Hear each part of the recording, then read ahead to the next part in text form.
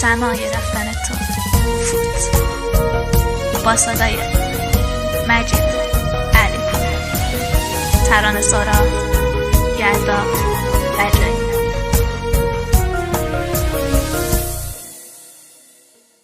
بغضم ترک شده مثل چشای توی قاب، یه اسم فقط مونده ازت، صفحه اول کتاب، بالای خوش خرخرا، بوی قدیمی تنت، یه خط کهنه روی کارت، مبارکه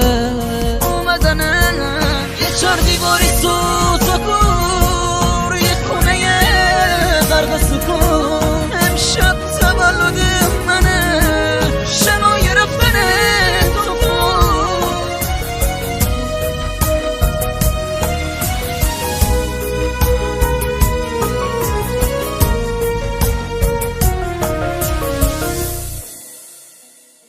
این قلب مردنی من باخته همش توی غمت، امشب تولد منه، تو سالگرد رفتنه، نمیدونم چند سالمه ولی غمه 3 سال شد پیر شده تو نبودنه، یه قلب زخمی و کبود، 3 سال آزگاره که دارم بی تو سر میکنم، دست میکشم روی کتاب قصه هوا تر میکنم.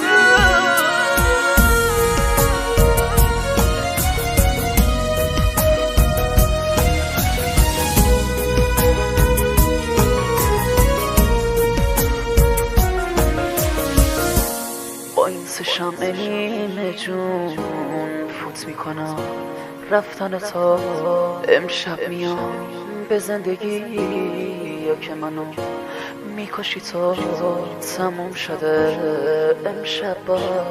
غمت دوباره نو میشه، یه سال مونده رو برو، نزار غمت 4 سالشه، یه سال مونده رو برو،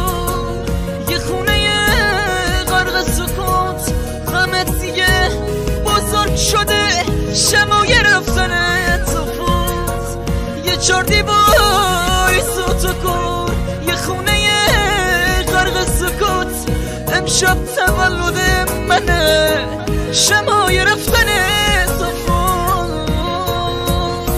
شمای رفتن تو فوت.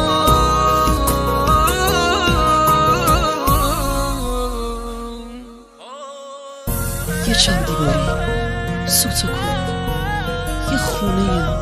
غرق سکوت، امشب تولد منه، شمای رفتن